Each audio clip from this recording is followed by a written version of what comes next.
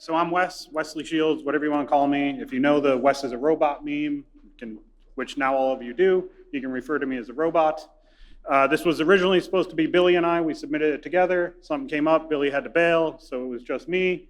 And then Billy showed up last minute, so he's here, but I'm pretty sure it's just to troll me. For those of you that know Billy, it's not a surprise.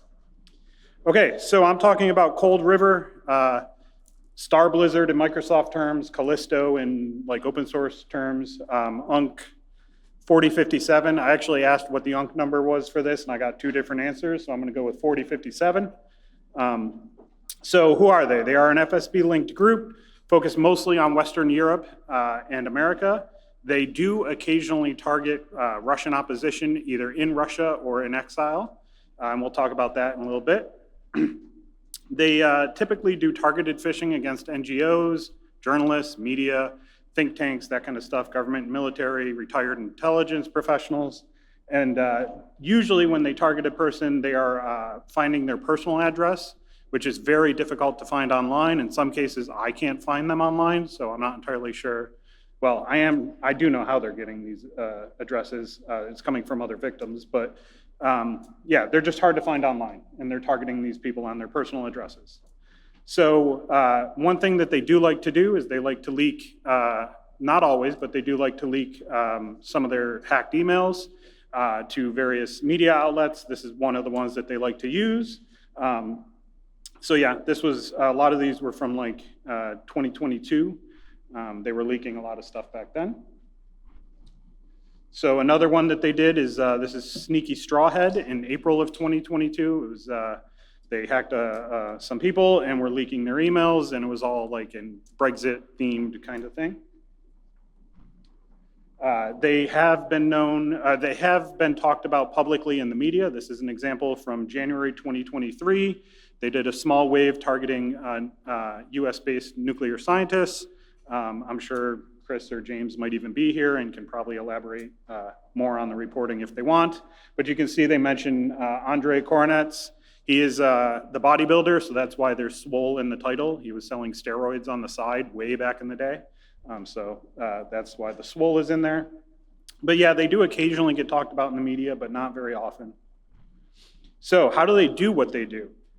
They do very aggressive and narrow targeting. So it's aggressive, meaning it's multiple times per week, and it's very narrowly focused. They are not blasting these out to a large number of people. They have who they want to target and who they want to compromise, and they go after that person. Like I said, these people are usually US or EU NGOs, policy experts, think tanks, that kind of stuff, academics, NATO-related personnel. The way that they do it is they consistently impersonate people tailored to the target. So if they know I talked to someone named John Smith, they're going to create a John Smith at Proton or a John Smith at somewhere else, and they are going to use that to then contact me pretending to be John Smith. The attachments at the bottom are classic COLDRIVER PDFs. They usually have a blurred background in the open in Drive, open in Google Drive or OneDrive or Proton Drive, whatever drive.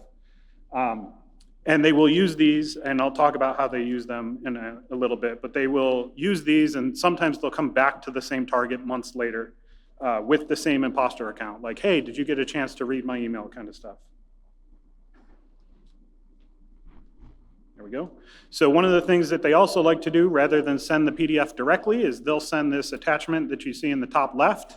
I call it their quote-unquote encrypted or garbage file. It's nothing. It's not actually encrypted. It's just random data that, well, it probably is encrypted, but no one's going to ever decrypt it. So they'll send that, and they'll say, like, hey, can you take a look at my upcoming op-ed that I'm looking to publish in the New York Times or wherever they say. And then they'll wait for the target to respond back. Usually, I imagine the response is something like, hey, I can't open your file. It looks encrypted. So then they message back and they say, oh, sorry, you need to open it. Here's a link to it over here. And that link is usually to the PDF hosted on a drive, which in this case, it was hosted on Proton Drive. So this is, again, it's a pretty useful technique. It seems to work. And they will get the target to click the link and enter their credentials that way. So their infrastructure, for those of us that track them, this shouldn't be anything new. They use what I call split domains. They always buy domains in pairs. they have a front end and a back end. The front end serves this headless evasion code, so they're trying to detect whether your browser is real or not. And if it is real, they used to just redirect you to the back end straight up, and you would never even see anything. Or they would display a CAPTCHA. The CAPTCHA they started adding because people were just visiting the links when they found them and mapping out both the front end and back end. So now they have a CAPTCHA in place. It means it's a manual thing to map these out now. They will, like I said, redirect to a back end domain, which is where the phishing actually happens. And the phishing site, the back end, will route its requests because they want to load profile pictures on the Gmail, the fake Gmail login, or on the Outlook login, whatever it is. And so they route those through residential proxies, custom 3 proxy setups that they have, and they rotate them pretty constantly. So this is their old setup. We'll talk about that change in a little bit. There we go. But in December 2023, they were indicted. That's the fine gentleman there on the right. That the guy on the left is Cornets. He's the Swole steroid selling guy. And the other guy on the right is probably his FSB handler. So they were indicted in 2023, late 2023. Around that same time, Microsoft released a blog on them, talking about their headless evasion code, talking about a technique they were using at the time. They were setting up fake HubSpot accounts and blasting out emails from those. Again, tailored to the target using impersonation, but via HubSpot. And they were setting some passwords on PDFs and Proton drives, so Microsoft talked about that. And Microsoft also mentioned that finding their domains was pretty easy. They seemed to have a list, 2 words like tech and blog or whatever, and they would just pick one from each and combine them and buy the domain. So Microsoft talked about how it's pretty easy to spot their domains just by eyeballing the name. So what did COLDRIVER do in response to these, to the indictment and to Microsoft publishing on them? Well, they updated their headless evasion code and they started obfuscating it per request. I'm convinced that it's buggy because even if you hit it with a real browser, it always forces a CAPTCHA. The code has a case for hey, that don't show the CAPTCHA. It just never works. And I think they have a server-side bug, so they always force a CAPTCHA. Kind of sucks. For a little bit, for about a month, they got super aggressive with passwords on their Proton drive links and on PDFs. And then they probably realized that's not a great way to entice people to actually click on things. If you have to type things in, people are less likely to do it. So they more or less dropped that and went back to their standard PDFs. And they also became harder to spot their names based upon name alone, or their domains based upon name alone. So that example of what you see there on the bottom, that's their new headless evasion code. It's still using HCAPTCHA in January of 2024 though. So they used that through January of 2024. They were successful. We'll talk a little bit about that in a later slide, but they just kind of stayed on this same kind of phishing, same kind of domains, same CAPTCHA and headless evasion stuff. And then Citizen Lab and Access Now published on them in August of 2024. Great work. So how did COLDRIVER respond to that? They dropped their headless evasion code entirely. It's gone. You will still occasionally see it. I don't know why they occasionally bring it up, but by and large, it's Cloudflare Turnstile. It's Cloudflare's CAPTCHA solution. It's a free tier that they're using. So they have more or less exclusively moved on to using Turnstile now. I used to have a SIG that was pretty good for their PDFs, and it stopped working, and I haven't figured out why. So it's pretty hard to find their PDFs now. They are popping up on VT the past couple of weeks. There's been maybe 2 or 3, but overall, most of their stuff is getting harder to spot in the wild. And they're also, for a while, they were just using less PDFs. They started sending these hey, so-and-so has shared a document with you on Drive style emails, and then they would modify the link to go to their front-end Turnstile phishing page. They became extremely consistent with Proton Mail. It's not 100%, but pretty much all of the senders that we see are Proton Mail. I'm pretty sure Greg is nodding in agreement there. He probably sees a lot of Proton from them. And they have moved to a consistent pattern of usage with URL shorteners and open redirects. For those of you that track these guys, this shouldn't be anything new. They've been using it since about August, September timeframe.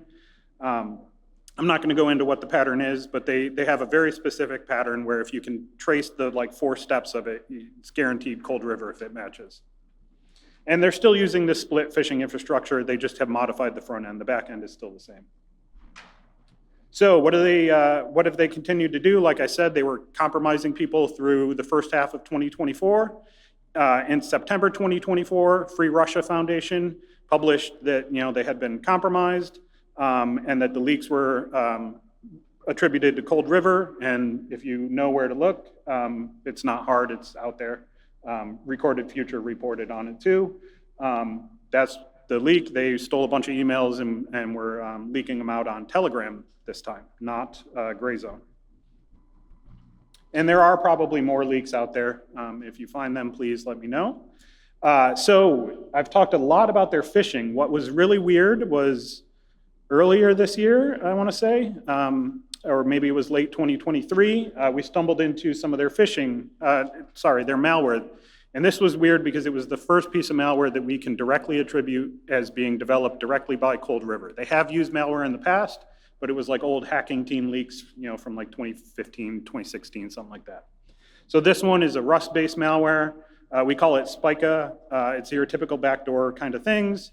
They send one of those encrypted garbage files. The user says, I can't open it. They say, here, go download this zip file from Proton Drive or wherever. You open the zip, you run the executable, it pops up a real PDF, which is usually like, just copy and paste news article or something like that.